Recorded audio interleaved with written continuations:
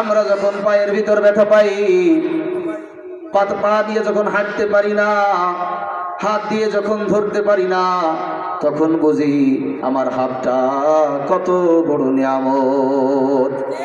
এজন্য আল্লাহ আমাদেরকে সুস্থ রাখছে, বেজার না খুশি? শুকরিয়া আদায় করব কার? মাথা নত করব কার কাছে? আল্লাহ কয় লা ইন শাকারতুম লা আযীদান্নাকুম ওয়া লা ইন কাফারতুম ইন্না আযাবী লাশাদীদ। আল্লাহ কয় আমার গোলাম তুমি যত বেশি আমার শুকরিয়া আদায় করবা, আমি আল্লাহ আমার নিয়ামতকে বাড়াইয়া দেব। আমার মুসলমান ভাইয়েরা, হযরতে মূসা আলাইহিস সালাতু ওয়াস সালাম এক মজলিসে অনেক জ্ঞানগর্ভ আলোচনা করলেন, অনেক গুরুত্বপূর্ণ আলোচনা করলেন।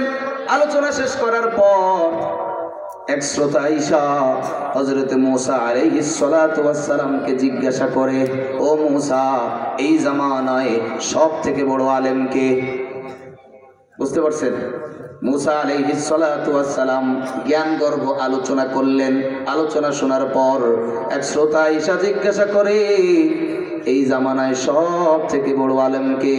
হযরতে মূসা আলাইহিস সালাতু ওয়াস সালাম বলে, আমি সব থেকে বড় আলেম।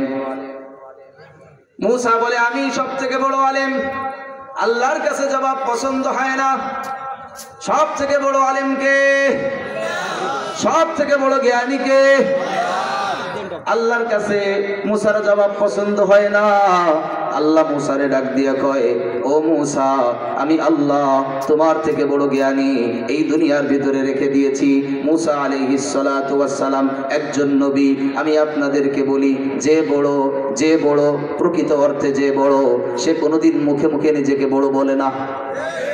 যার সম্পদ আছে সে নিজে বলে না আমি সম্পদশালী, আমার সম্পদ আছে। যার সৌন্দর্য আছে সে সৌন্দর্য নিয়ে গর্ব করে না। যার জ্ঞান আছে সে তার জ্ঞান নিয়ে গর্ব করে না। মূসা আলাইহিস সালাতু ওয়াস সালাম আল্লাহর পয়গম্বর, আল্লাহর প্রিয় বান্দা। আল্লাহর প্রিয় বান্দারা যখন কোনো ভুল করে, আল্লাহ পাক সাথে সাথে শুধরাইয়া দেয়। এবার মূসা বলে, আল্লাহ আমার থেকে বড় জ্ঞানী এই পৃথিবীতে তুমি রেখে দিয়েছো। ও আল্লাহ, আমি সেই জ্ঞানীর সঙ্গে সাক্ষাৎ করতে চাই, তার থেকে জ্ঞান শিখতে চাই। বলেন না আল্লাহু আকবার। আমি তার থেকে জ্ঞান শিখতে চাই।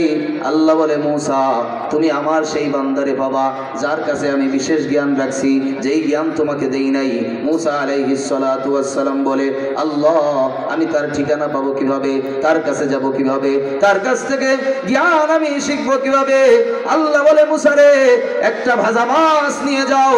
ওই ভাজা মাছ যেই জায়গায় গিয়ে জিন্দা হবে, আমার ওই ভাজা মাছটা তোমাদেরকে আমার বান্দার ঠিকানা দেখাইয়া দিবে।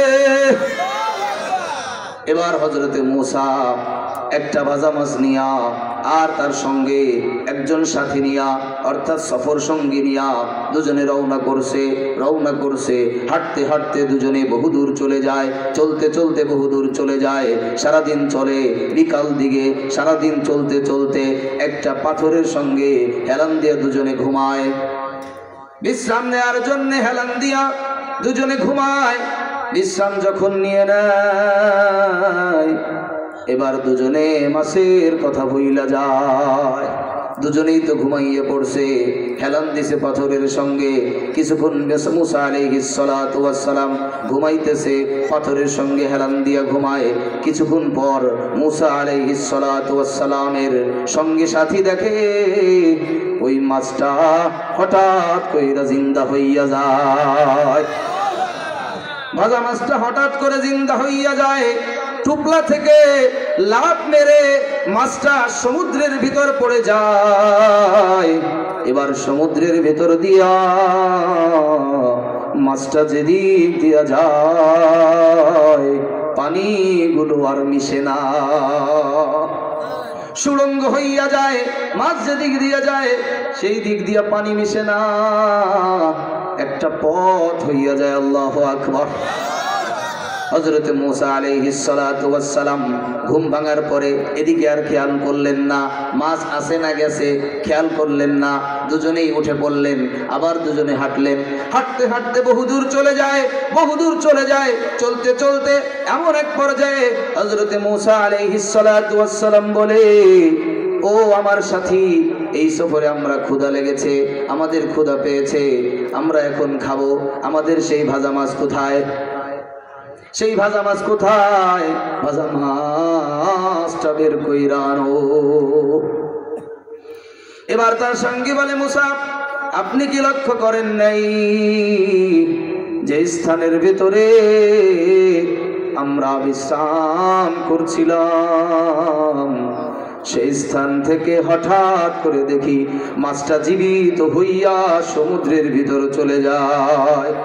হযরতে মূসা বলে, আমাকে আগে কেন বলো নাই? এবার ইউশা ইবনে নুন তার সফর সঙ্গী বলে, আমাকে শয়তান ভুলাইয়া দিছিল, এই জন্য আমি আপনাকে বলতে পারি নাই। হযরতে মূসা বলে, আমরা তো ওই স্থানে খুঁজতেছিলাম। قال ذلك ما كنا نبغي فارتدا على آثارهما قصصا।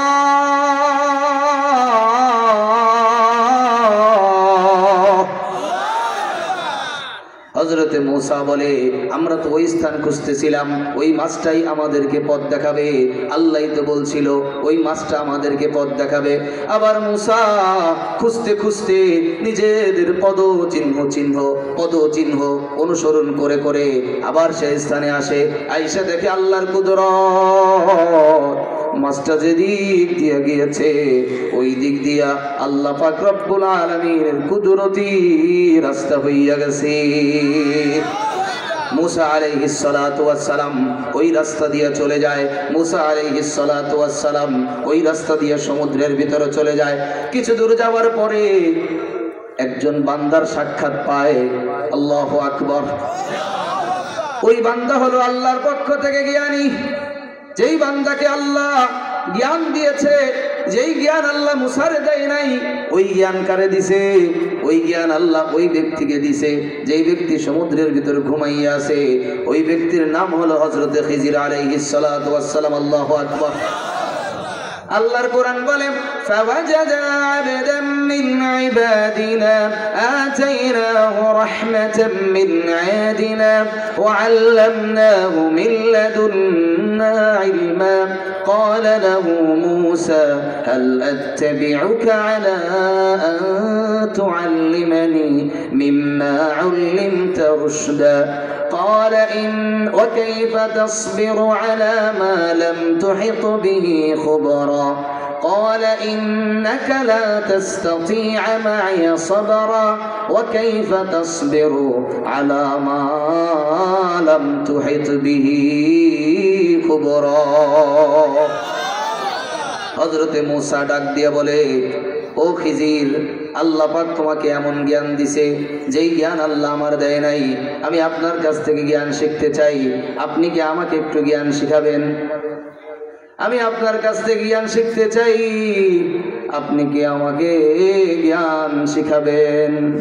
এবার হযরতে খিজির বলে, ওই ব্যক্তি বলে, যেই ব্যক্তি সমুদ্রের ভেতর, ওই ব্যক্তি ডাক দিয়ে বলে, তুমি আমার কাছ থেকে জ্ঞান শিখতে পারবা না, ধৈর্য ধারণ করতে পারবা না।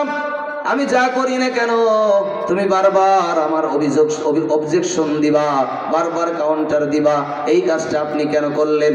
এবার হযরতে খিজির বলে, মূসা, তোমাকে আমি আমার সঙ্গে নিতে পারি, তুমি আমার সঙ্গে থাকতে পারো, কিন্তু কোনো কথা বলতে পারবা না। আমি যা ইচ্ছা তাই করব, তুমি কোনো কথা বলতে পারবা না, কোনো কাউন্টার দিতে পারবা না, কোনো অভিযোগ দিতে পারবা না। এই শর্তে যদি রাজি থাকো তাহলে তুমি আমার সঙ্গে যেতে পারো। হযরতে মূসা বলে, قال ستجدني إن شاء الله صابرا ولا أعصي لك أمرا। আল্লাহু আকবার। হযরতে মূসা বলেন, আমি আপনার সঙ্গে থাকব, আপনার কোনো কাজের অবজেকশন দেব না, আপনার কোনো অভিযোগ করব না, আপনি যা ইচ্ছা তাই করবেন, আমি শুধু আপনার সঙ্গে চলবো। দুজনের মধ্যে ডিল ফাইনাল হয়ে গেল। কথা কিন্তু ফাইনাল। কি বলেন, কি হয়েছে?